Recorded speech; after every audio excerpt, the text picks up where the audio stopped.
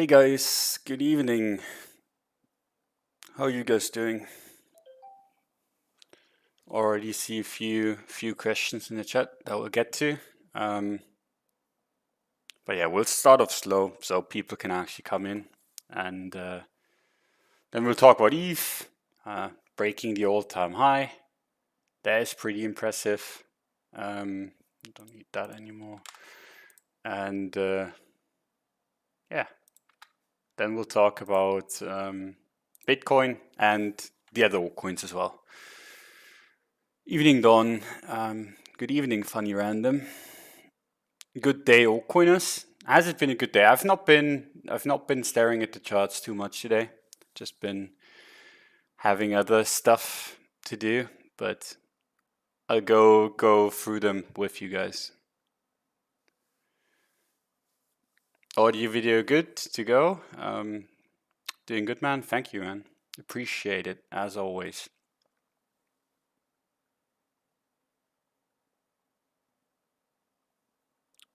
How's the move and all going, Don? Decent. I'm still kind of fighting with the internet stuff. I hope it works this time. Hopefully, should work anyway. Gonna get new internet the day after tomorrow. So I'll have actually free where I can kind of switch in between whenever something plays up. But yeah, before we start, big shout out to Bybit for sponsoring the show. Really appreciate their support. Their links are in the description as always. So if you want to check them out, you can check them out. Yeah, let's get into it. Should we start with Bitcoin or ETH? I think Bitcoin makes more sense, just based on the fact that Bitcoin's still driving this, even though ETH's been massively strong as well.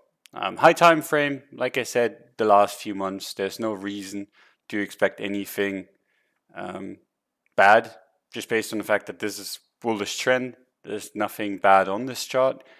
The weekly time frame, that's actually daily level.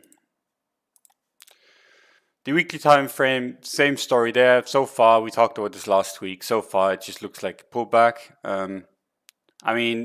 Whenever you're trading at all-time high, it gets really difficult to get good rebuys in, just based on the fact that, the next support would be 20K, right? So something bad would have to happen for it to go to 20K. And unless that happens, it's going to be very difficult to get a technical buy-in based on the higher time frames. So you kind of have to stick with the lower time frames, right? But the weekly is still looking good as well. I'm going to be interested to see how we're going to act in this area. Typically, that would be an area of resistance, but we've tested it once already last week, so who knows how that's going to go. Doesn't really make much sense to be too bearish in the higher time frames though, so we're not. The daily time frame has been working really well actually, which is surprising given that it's basically been relatively useless the way up. It's all been based on the lower time frames on the H4, so on the 4-hour chart.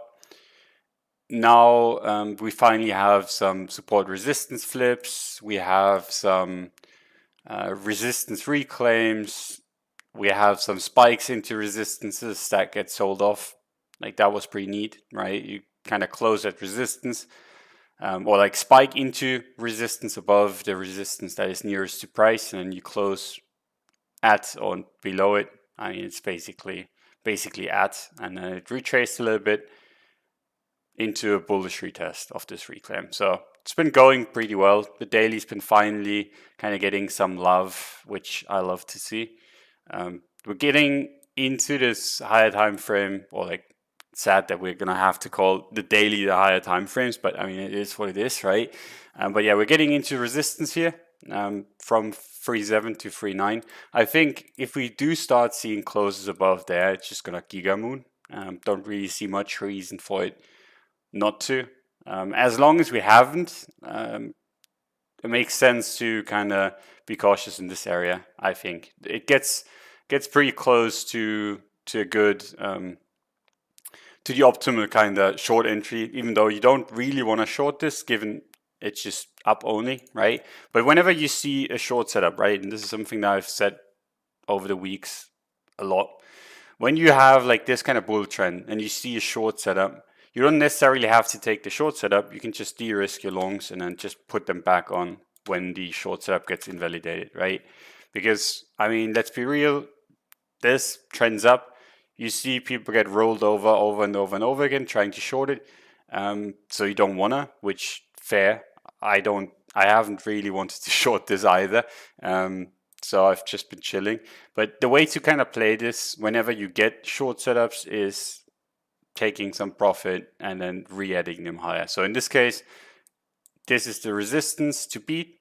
And if we do start closing above, then we have a breakout. I don't think this makes much sense to kind of look at for resistance. It's just this one is gonna be the high that matters in my eyes anyway.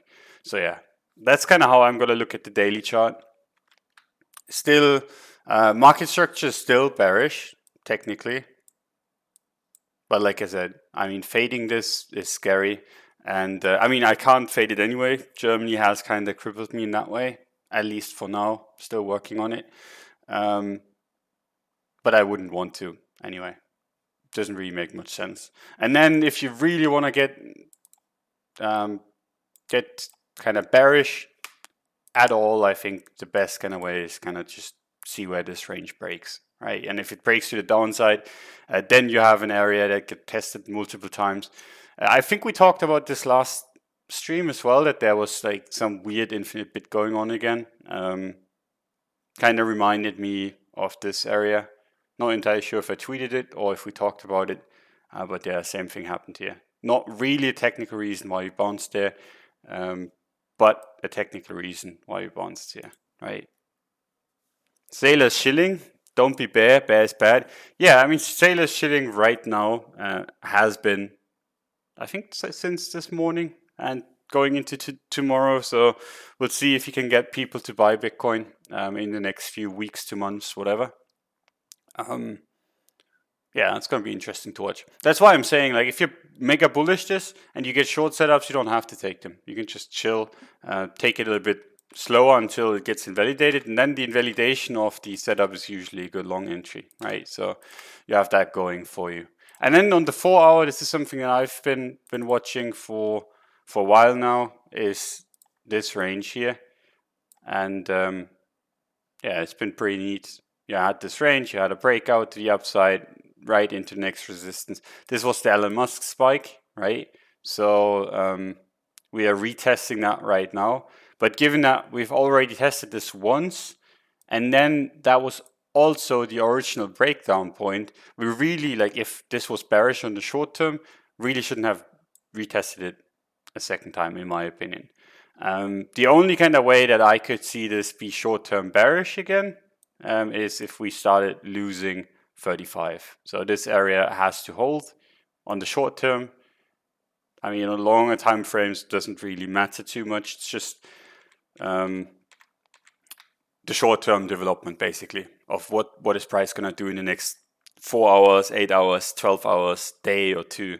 In the longer time frames, doesn't really matter. So that is kind of what I'm still looking at. I mean, this range broke to the upside, so bias is bullish, and I don't think this is the best resistance. I mean, it is a resistance, but I don't think it's the best one. And if that gives, I don't think we have that many more besides the daily one. And then you could argue maybe up here, right? So maybe you could make something like this.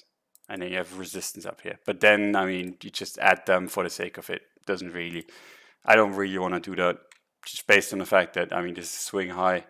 You don't want to test that again anyway if you're bearish. And if you're bullish, that doesn't change anything, that resistance, right?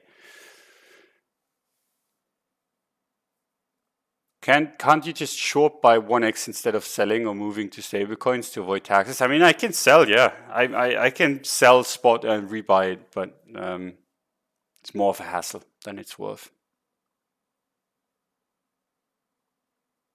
So, yeah. Yeah, waiting for setup once 39K breaks. If it does, yeah, I like that. I still think this is the best chart to watch.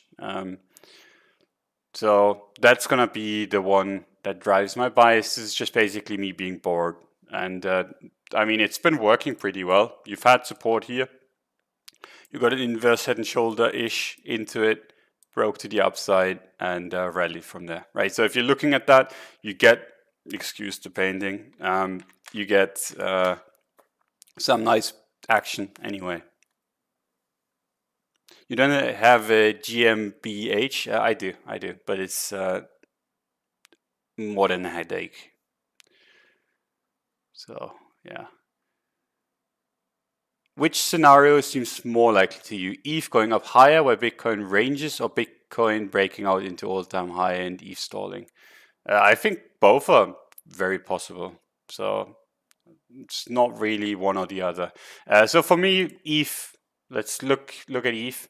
I think I talked about this on the Friday stream when we were trading in here. I was like, okay, this looks kind of bad.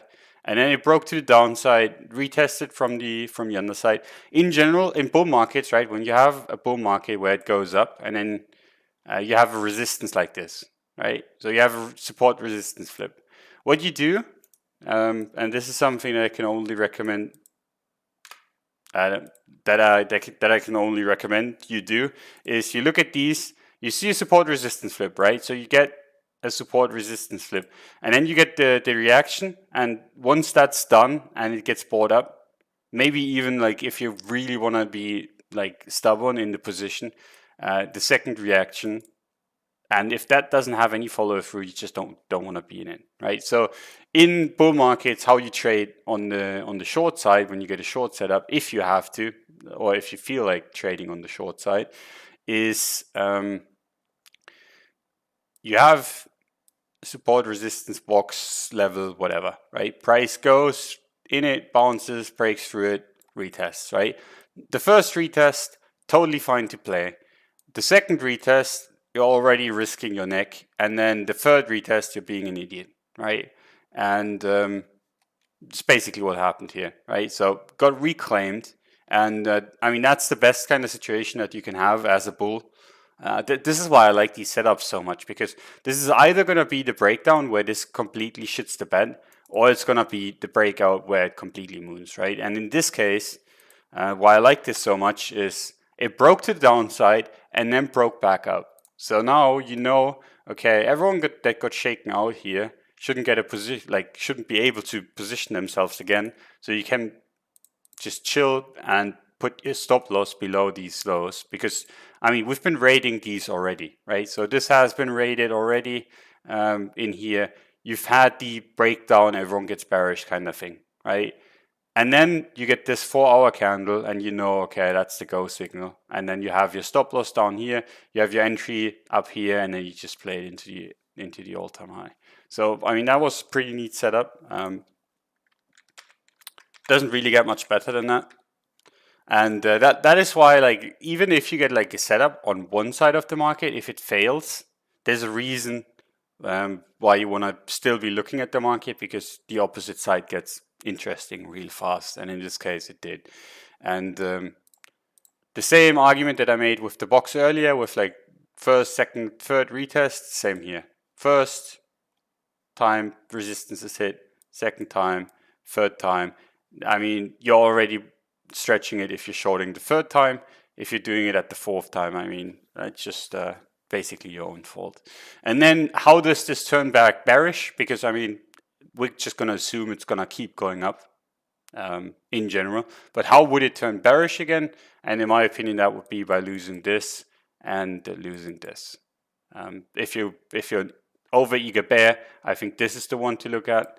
If you're a little bit more on the cautious side, I think this is the one to look at. And then until those fail again, you're just going to have to ride it. And in my opinion, that makes the most sense. And yeah, as Cred says in the chat, Ethereum, he's been DMing me euphorically, talking about these setups playing out. I think he had his own setup, didn't just take this one. which was basically just long into the all-time high. I think he did it earlier though. Did you long into the all-time high, or did you long before the breakout? You've got in a beautiful setup based off that reclaim. Yeah, love to see it. I love to see it. This is seriously, like, in a bull market, it doesn't get better than that. You get a bearish setup, it fails, and then you immediately flip the script and just moon it. I mashed the daily close above it. Let's go. What's the daily close at? 1.5k. You paid 1.5k for 1 Ethereum. Love to see it. But yeah, I don't mind it, honestly. I mean, if you look back on what Bitcoin did after the all-time high break, it's relatively similar to ETH. I'm not entirely sure if it's going to play out the same way, but I mean, it is. I mean, you could assume that it's going to. So I don't mind the play, right? So if you look at Bitcoin, all-time high, 20k, right? So roughly here, broke. And basically what Cred is trying to do, just long here. It's basically what he did, and it's trying to catch this, which, I mean, I can't disagree with.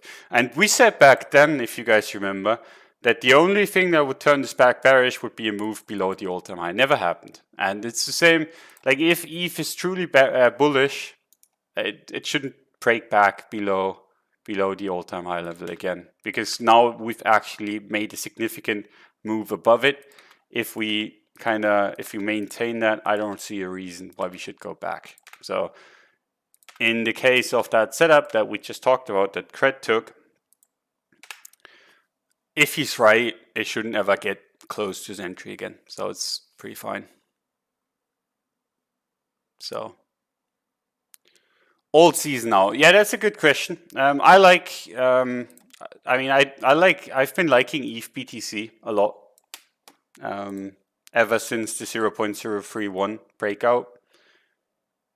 And I really didn't like it below. So, I mean, I'm not one of the heroes that bought the bottom, even though it ran into my supports. I really liked it above here. And yeah, it's still, I mean, it retested the support in here, rallying off of it. And it's the same kind of situation as I said with the USD pair, right? This is basically the same, like, just ignore this price action. I think this is the same as the all-time high break on the USD pair, in my opinion. This shouldn't be lost again, otherwise it just turns bearish real quick. But as long as that isn't lost, there's no reason not to expect it to just moon, right? And that's just kind of how I'm going to play this, and what I'm going to assume is going to happen. Just up until proven otherwise, and otherwise would be loss of this support on a closing basis. So yeah. So ATH isn't a good long entry to wait for? I don't think so, in my personal opinion. I said the same thing with Bitcoin, and I mean, you could have had your order there, wouldn't have hurt, but you never got filled, right? You never got filled at 20k. And I think the same is true if you're getting filled at all-time high here. For anything other than a wick, I think there's like a wick coming into this level would be possible, just based on the fact that ETH is still just following Bitcoin, and Bitcoin is at resistance, at daily and 4-hour resistance. Even though I don't like the 4-hour resistance too much, but it's still at resistance, right? I could still see it wick, quickly liquidate Cred, and then go back up. But it shouldn't really, I mean, you can have orders there, you just have to be ready to get the fuck out real fast, because I don't like all-time high breaks into just immediately down. It's just, I mean, it sometimes works, but most of the time it just doesn't. I wouldn't like it. My personal opinion. For a wick catch, if you see some kind of, like, it always depends on how you get to the level, right? Let's say you get like weak FUD, you get a weak reason to dump, right? And then you dump into this level, and then you see bids appear, and then you see price bounce relatively aggressively. I mean, then take it, right? But if you see Bitcoin just mega sell off, maybe based on a like a SPX sell off or anything else, right? Something significant happens, or like a mega Bitcoin sell off, then you wouldn't want to step in here, because then you would much rather step in lower. So for me, it's kind of like it has broken all-time high. I expect higher, don't expect the all-time high retest. If it does happen in a way that makes sense to buy, sure. But you have to be really picky, in my opinion, trying to buy this level. Cred says, I'm on spot, I can't get leaked. We're going to make it so, bro. We're going to make it so. Newsletter has been so good for months on end. Imagine missing out. Yeah, it has. It has. A large credit to due to what you've been doing. So Cred's been shilling me sushi for the longest time, and I mean, I'm glad I listened, because holy shit. So Cred's been spamming me with sushi charts basically daily based on this retest. And I was like, this is gonna go up until it doesn't. Basically the same thing for everything else, right? But just like said, this is bullish, it's gonna go up. And I was like, yeah, I could see that. And then we put it in the newsletter, and it's gone crazy since then. Shit's mad. I didn't expect it to break this, honestly, on the first try. This was kind of my area where I was like, okay, I don't think that's gonna go much further than that, but it has. So insane strength on these smaller coins. I mean, sushi is not small anymore. It used to be small, but now it's mega mooned. I mean, this is 5x basically. Might even be more than that. Yeah. I tried to shield you ETH from my dog shit weekly level as well, Doc. Yeah, but I mean, that's just that was mental illness. There's no way in hell that I'm gonna listen to mental illness speak. So, I mean, that's just kind of how I look at these charts in general, right? You have a market that goes up like mad. How you have to look at it, and something that I see many people do wrong, when the market goes crazy like this, right? The only thing that you want to be doing is you want to be moving your invalidation up. Because if you're buying 2 here, this goes parabolic to like, I mean, $20 maybe. The next thing that's going to happen, right? Most likely it's just crypto. It's just how crypto usually plays out. It's gonna mega nuke, maybe go all the way back to $2, right? Maybe it goes to 30 or 40 first, and it just mega nukes, and then maybe goes back to 5 or something. But you get my point, right? So at some point, these things, more often than not, just retrace a lot of their run. I'm not saying, oh, sushi's going back to 2. I'm just saying if it crashes from 20, there's a good chance it goes to 5 or whatever. If it crashes from here, there's a good chance it goes to 2, right? So the reason why you don't want to time it is because the higher it goes, the higher that retrace target goes as well, right? So you're expecting an 80% retrace, whatever.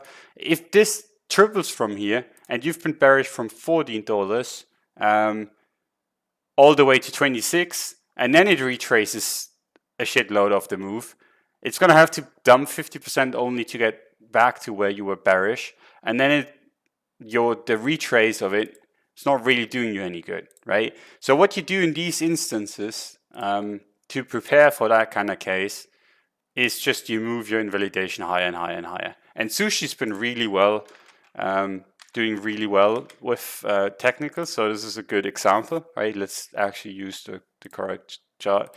So you've had this, you see this massive wipeout, and you're like, okay, it shouldn't really close below there anymore. Doesn't, it goes up, right? So what you now look at, we're trading in here, right?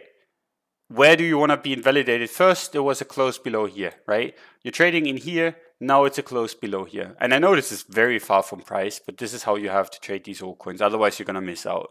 And then it moons further, trades in here, where you're going to move your invalidation, you're going to move it down here, right? Close below here would be bad news, kind of breaks the trend, or at least the momentum, because this is a momentum play more than anything, right?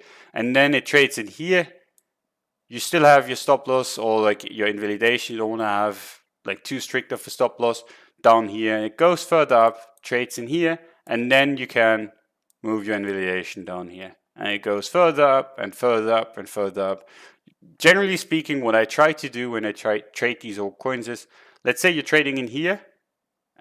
This is scary as like a stop loss.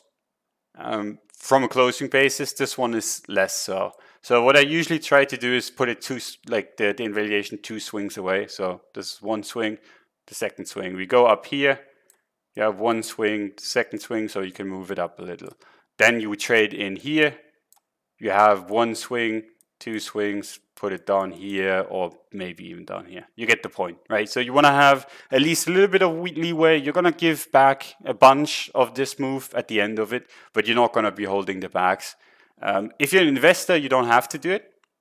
In my opinion, if you're investing in this stuff, you just hold and pray to God that it just goes up. Doesn't really make much sense to kind of do the entire trading side of things if you're like super bullish on the fundamentals of DeFi, that kind of stuff, but if you're trading this is the best way to play it, because I mean, if you're just putting in the target, you're like, okay, I'm taking some off here, I'm taking some off here. I mean, I've done that before during my early 2017 days, and the only thing that happens is you're in here, you sell like 50% in here, then you sell another 50% in here, and then it 5x's, and you're kind of sitting there being like, oh fuck.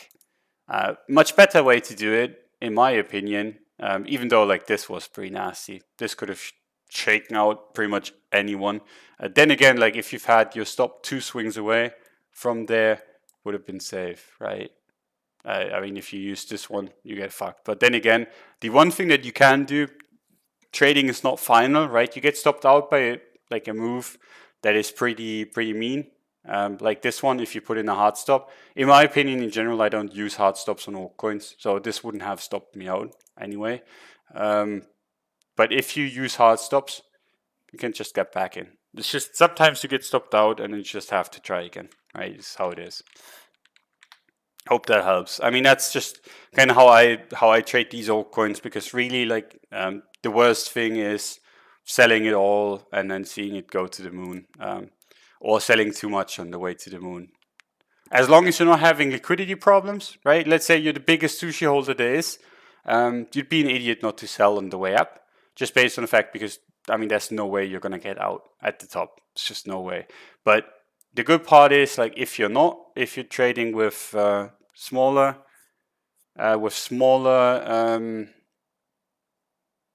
size that isn't a liquidity problem, why would you bother, right? You can just market smash the moment you get invalidated.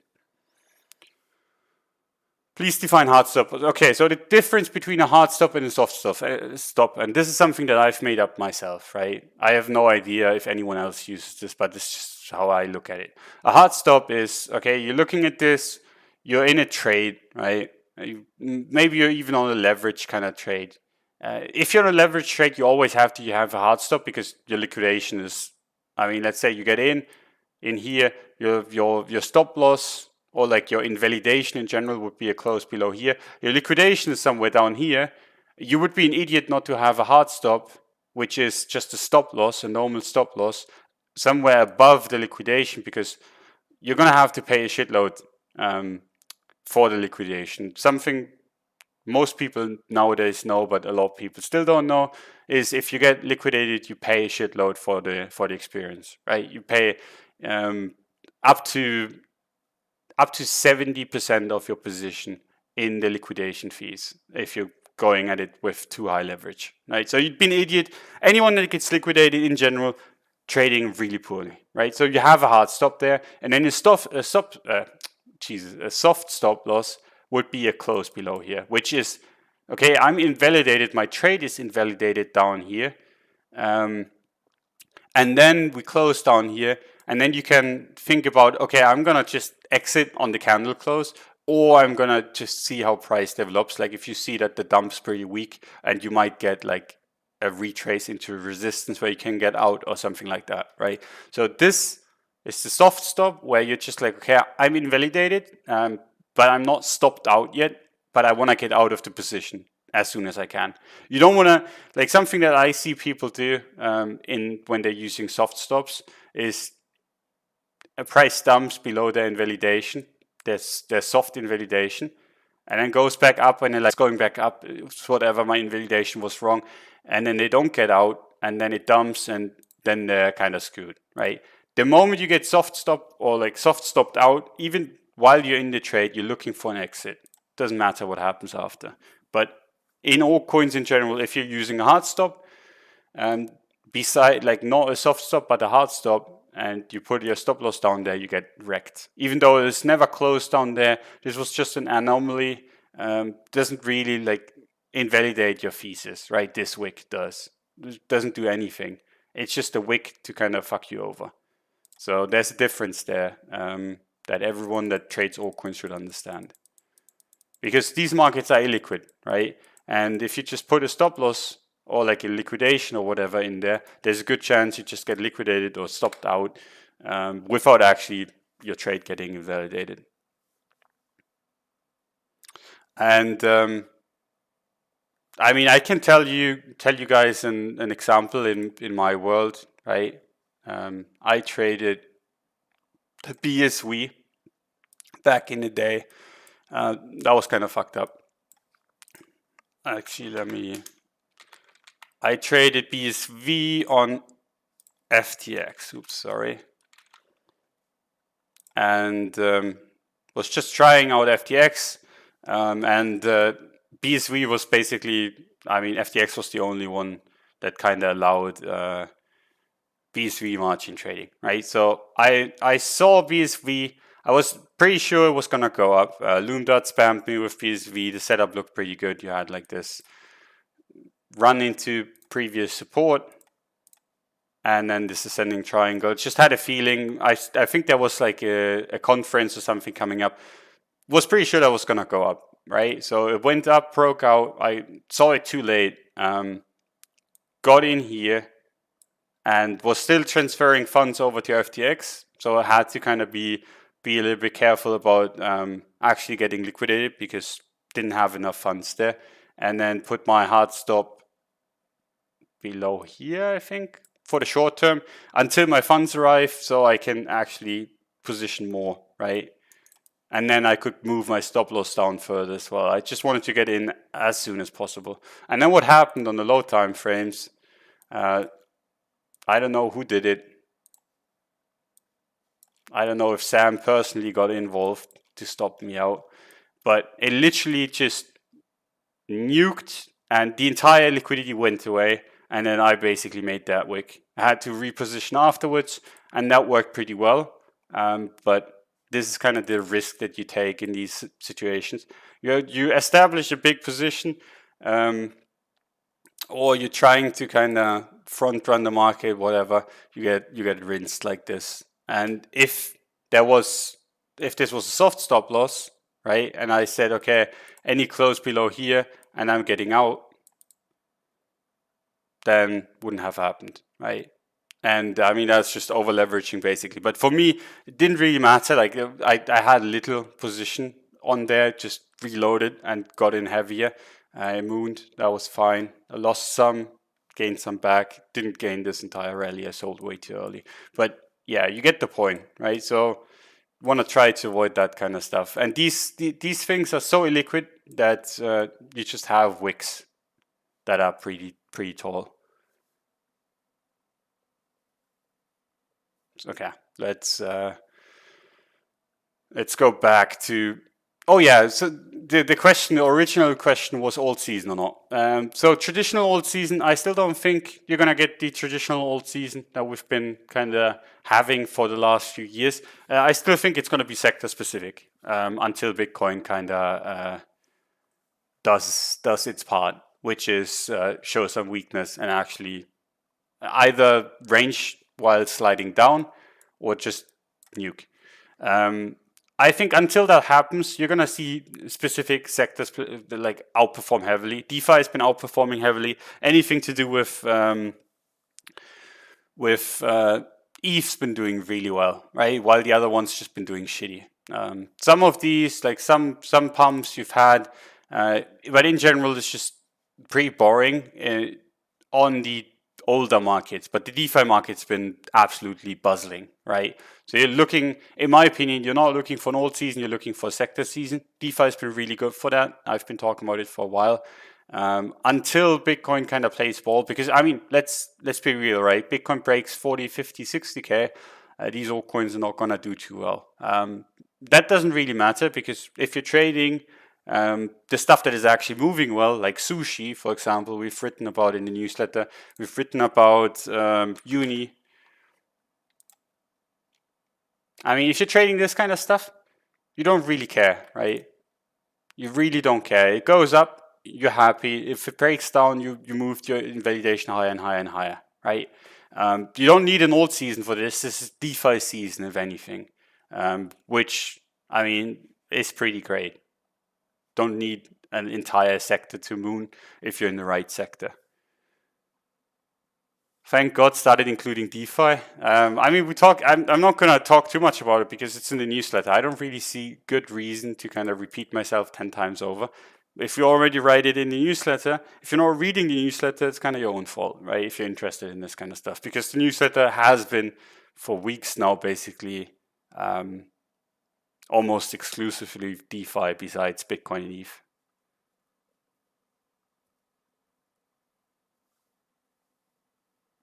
So yeah. When you're positioning, do you look at the stops in a similar way, or do you enter with tighter stops and the wider stops are for trailing? No, like in general, when you're trading this, right? I mean, there's two ways to trade it. You're either a short time frame trader and you see like a swing low, you get in, put your stop loss there, and that's it. You don't really care about the higher time frame trend, right? If you're a swing trader, you're looking for whatever. This could even break out, right? And then you have your stop loss here or here, and then you're aiming for much higher, right? That kind of stuff, when you're a swing trader, is completely fine.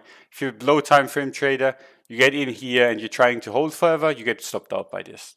It's just the difference between the how you're trading it. Like if you're a swing trader, you don't want to have your stop loss mega tight, because even though like some people keep talking about their 5,000%, 10,000%, 50x leverage swing trade, it's not how any sane person trades, and it's more lucky than anything else if it works out. And I mean, I can say that because I've done it in the past. I mean, my ETH swing trade back in the day was basically that.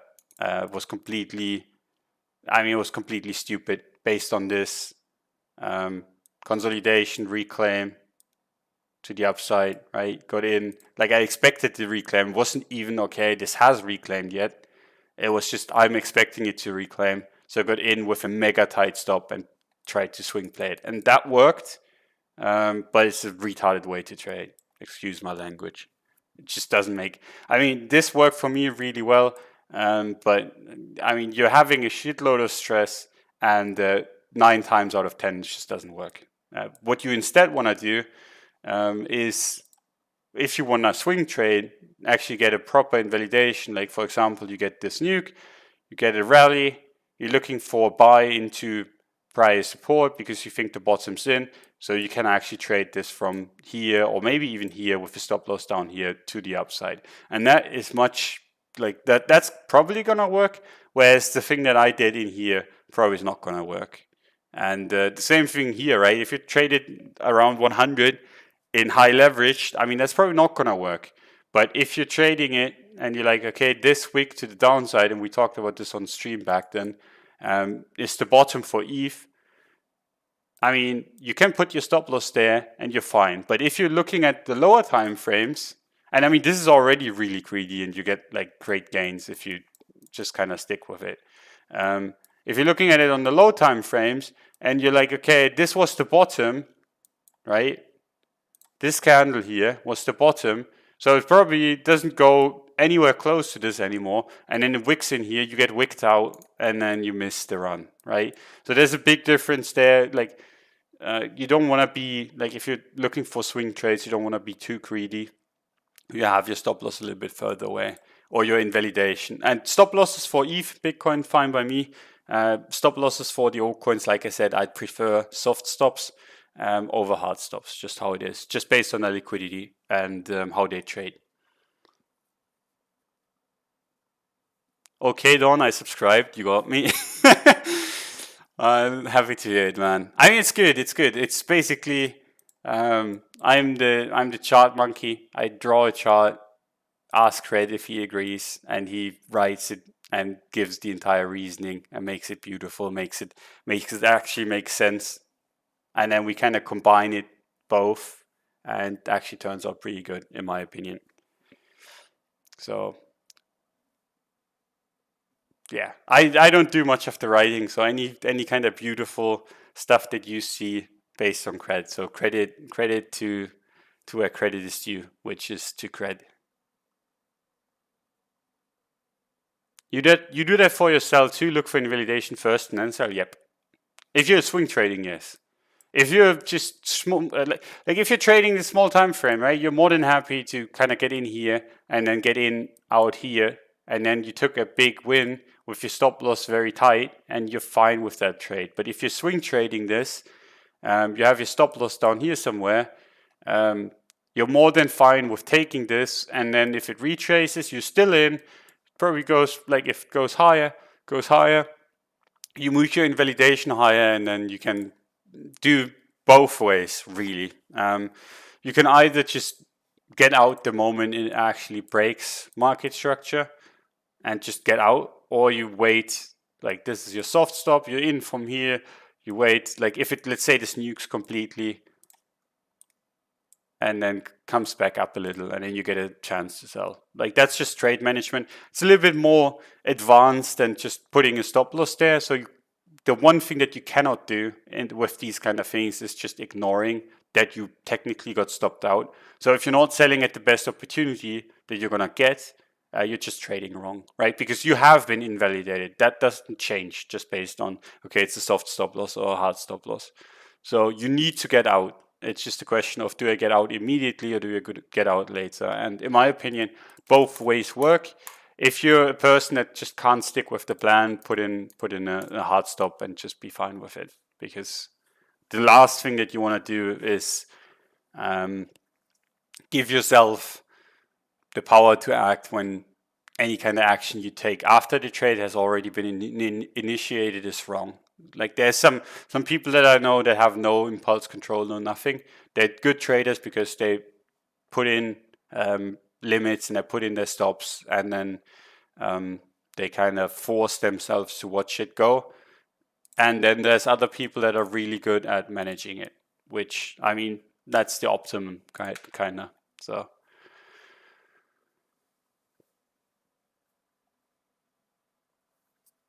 how do you determine which charts are worth looking at in the first place? Surely there aren't enough hours in a day to scan them all. Good question. So what you do, you look for peers that are in the same situation as you. So for example, during 2017, I was in my Degen days, right? I wanted to be in everything and everything that moved, basically. That was my time. To just kind of degen it up, be awake 18 hours, 20 hours a day, just trade it, right? And then what I did was I was looking for the same in other people that I could trade with, right? They see something that I miss, they alert me, right? And most of the time that's in Discord or in Telegram. Back in the day was Telegram, nowadays it's Discord.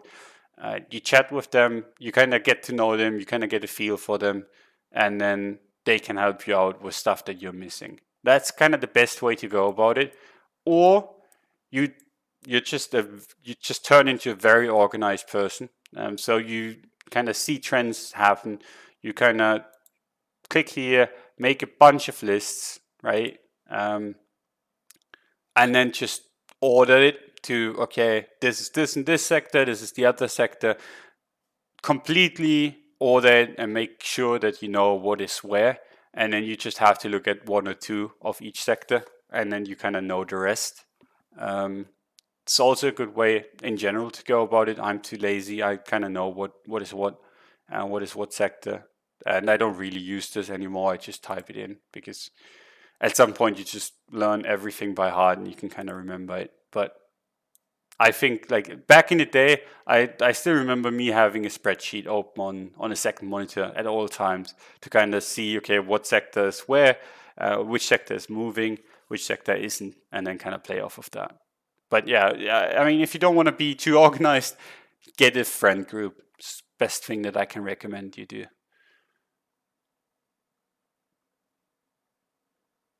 It looks like you don't really use RSI or other indicators. Is that true? Yeah, you don't need it, in my opinion. I mean, indicators can be good. There's some good ones on the market, but like the traditional ones, and it's not really my thing. Like, I mean, this is trending market, right? You don't need like this. The RSI could be at 90 the entire way up, and it has been for most, like for a large chunk of this move.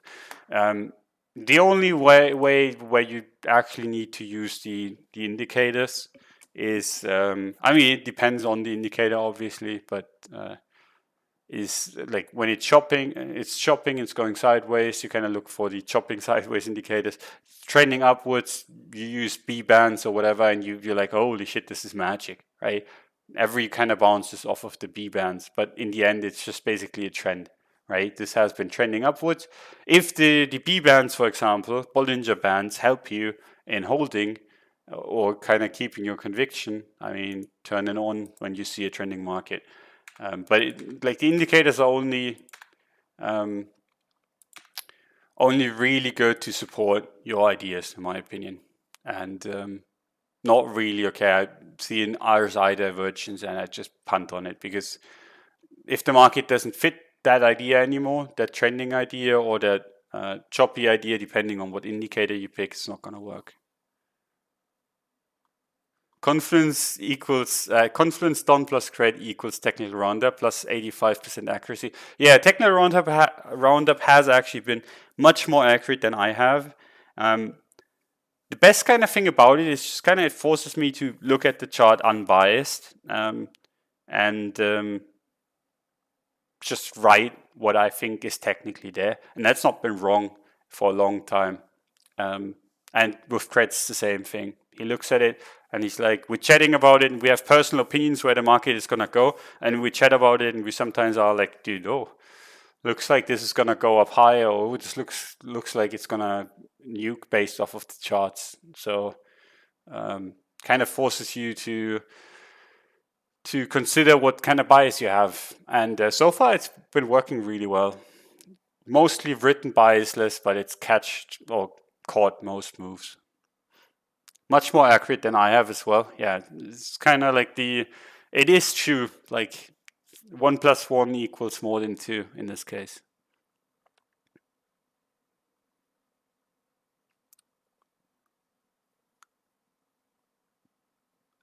So group sourcing, if that's a word, any Discords worth mentioning? I mean, there's the Discord that Loomdart and I made, which you can see. I think it's still the pinned post on Loomdart's page.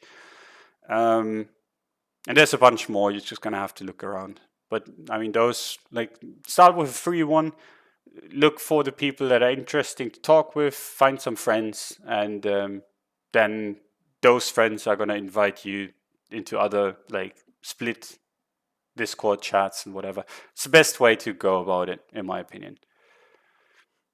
Okay, I think we've talked enough about the newsletter, chilled enough, and talked about enough of these altcoins.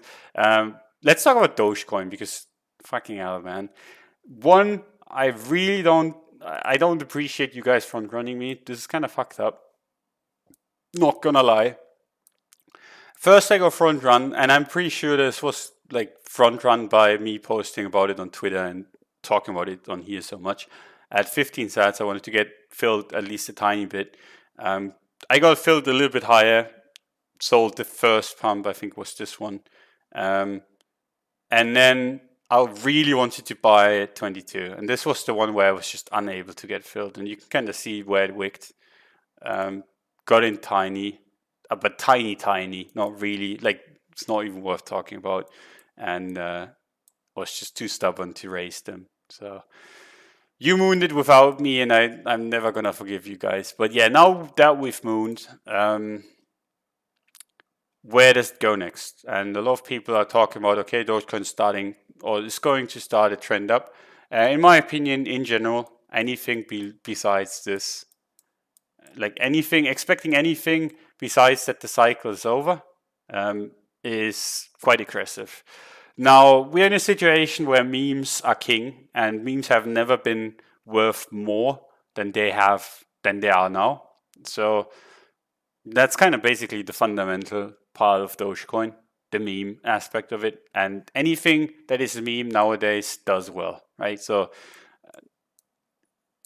is there a world where this goes higher? In my opinion, yes, there is. This has been a massive pullback, right? But there's a good chance that we get a second leg. Is it gonna go high enough to warrant that kind of risk that you're taking by playing that? And in my opinion, that's very, very questionable, just based on the fact that most likely, the cycle is over, right? Could you get a second leg that does something like this, goes back to 180 maybe, and then goes down? I think so. Yeah, I could see that happen.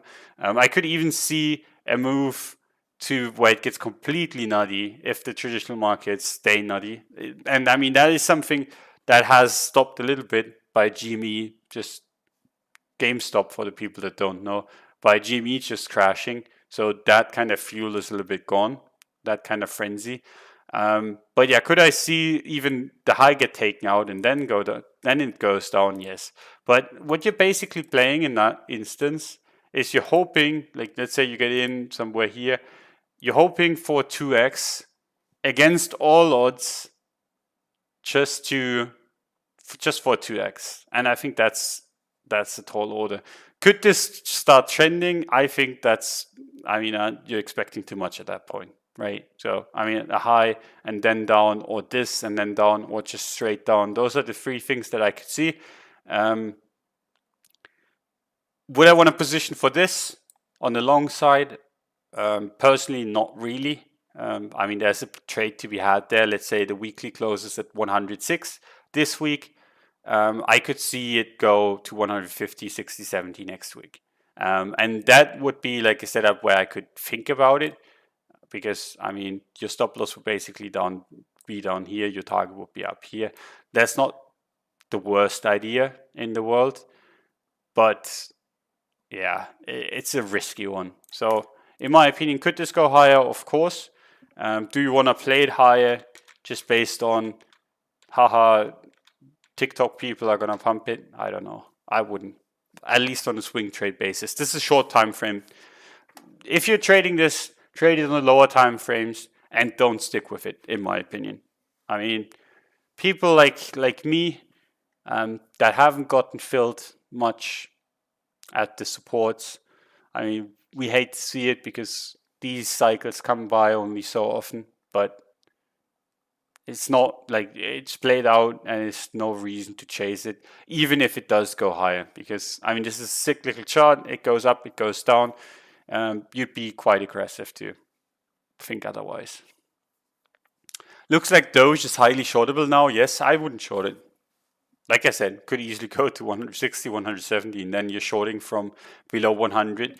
You're sitting there and your short gets absolutely rinsed.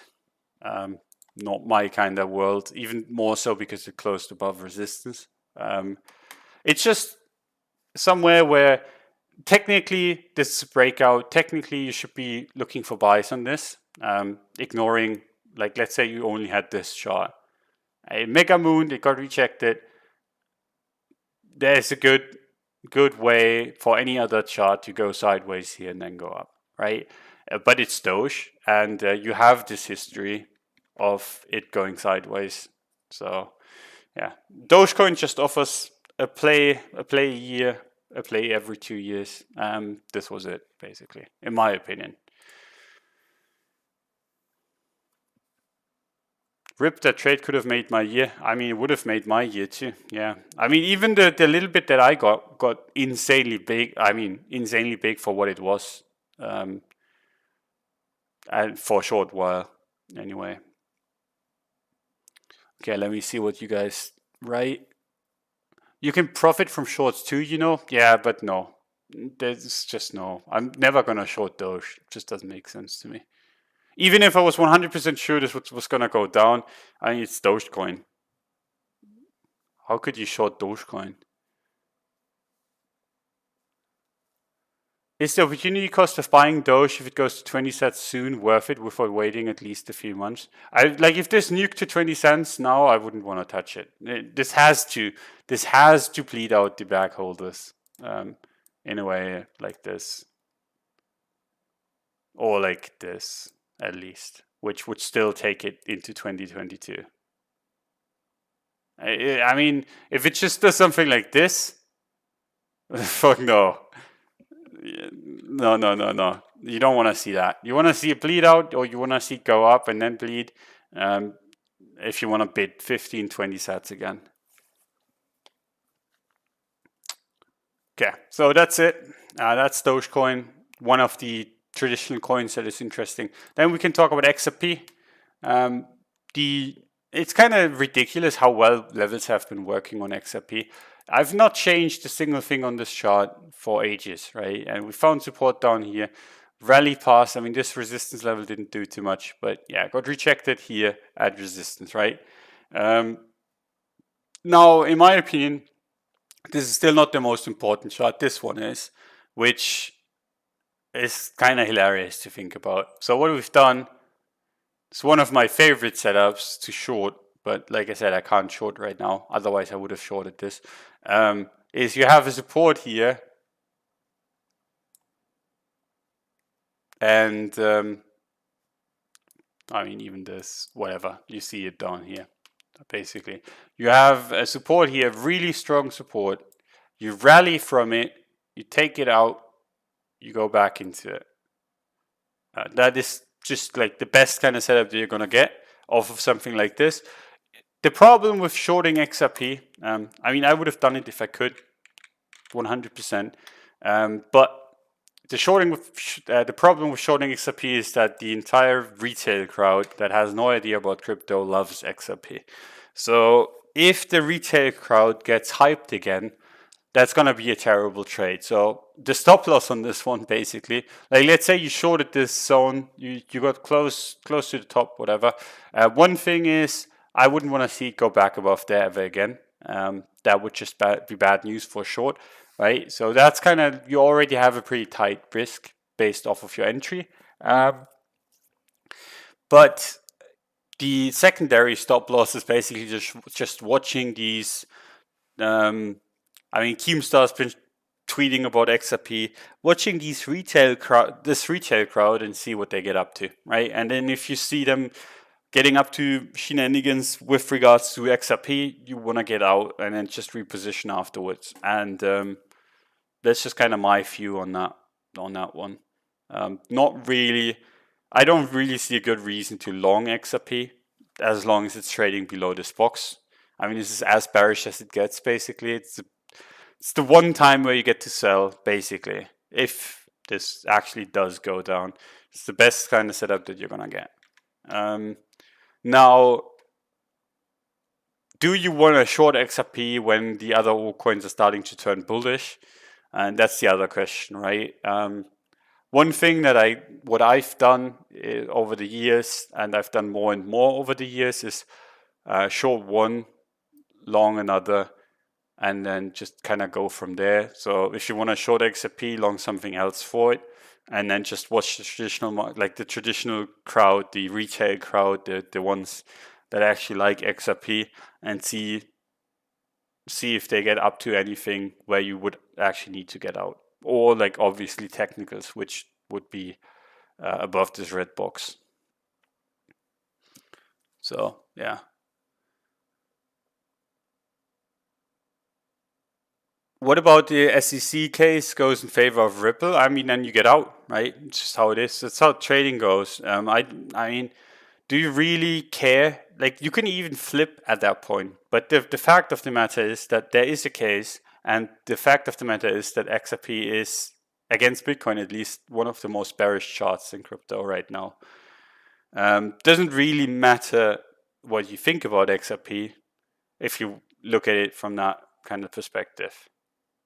Now, if you really want to long XRP and if you really like XRP, makes sense to kind of want to see this flip, because if this flips, the SEC probably loses their case against XRP, and then you see the moon, because then you would probably really see a moon happen, right? So it's kind of how it is. I mean, if the SEC loses its case, XRP, the people behind XRP are just gonna start dumping again, right? So the old game of one big pump into big retrace, into one big pump, into big retrace just starts all over again, which, I mean, is fine by me, but it's what you sign up for. Okay.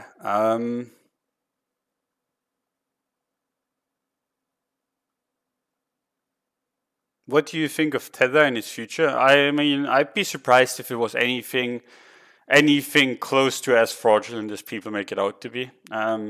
I mean, I'm not saying Tether is 100% safe, because, I mean, whenever you say that, somehow the universe gets to know it and just fucks you over, and then people talk about you having been wrong for the longest time. I think there's a very, very small likelihood of anything bad with Tether actually being the case. Like, I don't think Tether has anything bad happening necessarily. I'd be surprised if that was the case. I mean, would I say that's 100% the case, that there's nothing shady going on?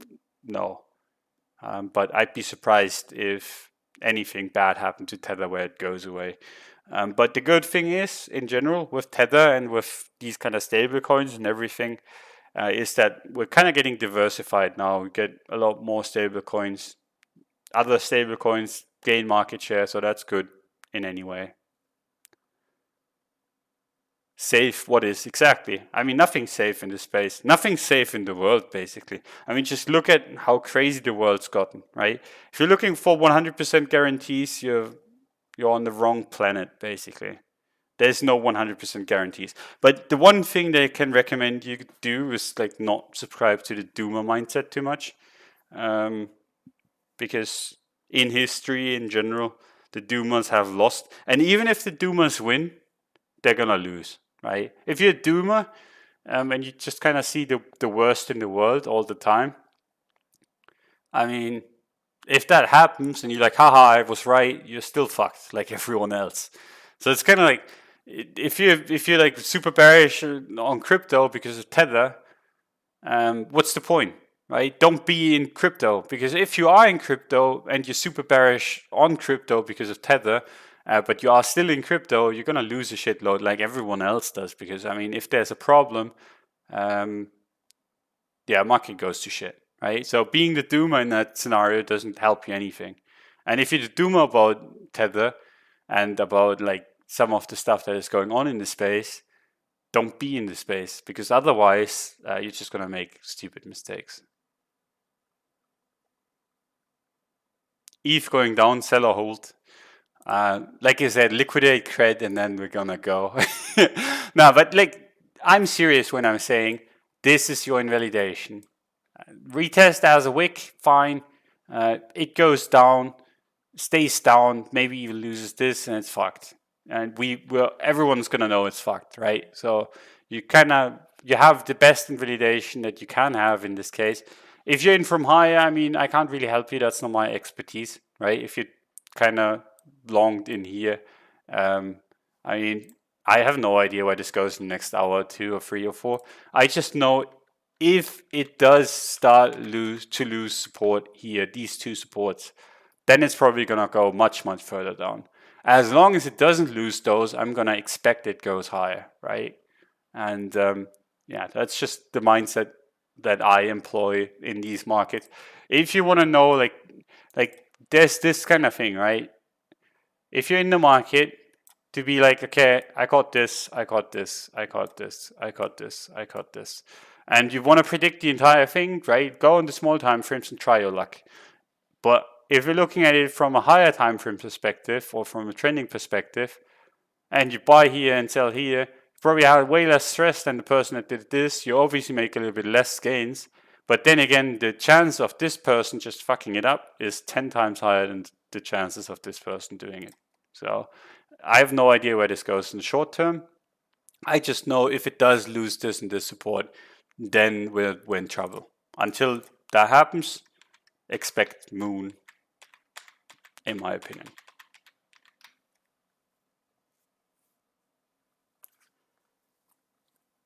Why does dips rhyme with gifts? What the fuck?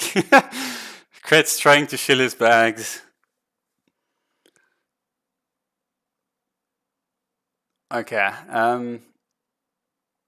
Just joined the stream. Is Don bullish or bearish on Bitcoin? I mean, I'm still employing the same thing I've been employing for the longest time. Bullish until proven otherwise, and otherwise would be on the higher time frames. Otherwise would be catastrophical, but on the lower time frames, otherwise is trade below here, and then I'm not bullish anymore. And otherwise, just moon it. We are at resistance at both the daily and the 4-hour. So take that as you will. But then again, this is a resistance that's been tested 3 times already. And you've seen what happens with resistances that get tested so many times on ETH. Right? I think it's kind of the best way to describe this in just a couple of words. Is the entire market has pretty much been bullish until proven otherwise. I kind of get sick and tired of saying it because it's literally whenever Cred and I get together, write the newsletter, I would say 50% of what we write about is basically bullish until proven otherwise in our notes, and then we try to transfer it into the newsletter. And I mean, that's a good thing, right? If you're looking for your invalidation all the time, you know exactly where the market needs to go and shouldn't go, right? And that kind of helps you move in the market. We should have some random crypto charts for fun. Yeah, let's do that next time. I think there was a lot to go over, so I just did. I hope it was interesting. I get into this rambling mood from time to time, so excuse me if that happened. I don't even remember if I did this time or not. But yeah, appreciate you guys coming by. Appreciate Bybit for sponsoring the show. Really appreciate it. Their links are in the description if you want to check them out. And yeah, it's been fun. Thanks, guys, for hanging out. Thanks for providing chat liquidity. Really appreciate that. It's almost always more fun to kind of be able to talk with people while doing this kind of stuff. Because I would feel weird talking at a screen without actually knowing that anyone else gets it on the other side. So yeah, I appreciate that. And yeah, we'll see each other on Friday. We haven't actually talked with the guest yet, but I mean, it would make sense to get one. So we'll talk about it, maybe tweet it if there's a guest, and yeah, you guys will know. So yeah, thanks for coming by. See you guys on Friday. Bye-bye.